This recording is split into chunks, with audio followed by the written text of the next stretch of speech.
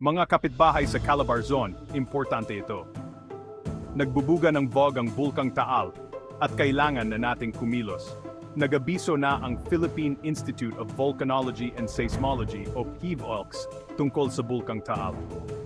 Sa nakalipas na 24 oras, nagbubuga ang taal ng VOG o volcanic smog na pinaghalong sulfur dioxide at iba pang volcanic gases.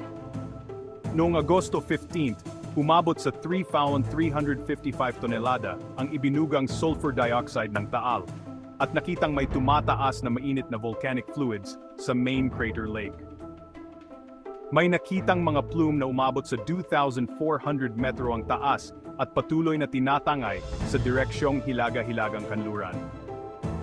Bakit mahalaga ito sa atin? Maaring makaapekto ang VOG sa kalidad ng hangin at magdulot ng sakit, lalo na sa mga may hika at problema sa baga.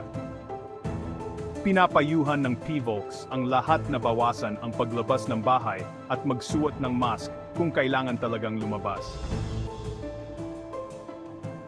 Dahil sa epekto ng VOG sa hangin, sinuspinde na ang klase sa ilang lugar sa Calabarzon.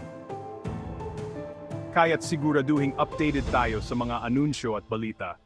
Mag-ingat po tayo at maging handa. Tandaan, walang pinipiling oras ang kalikasan.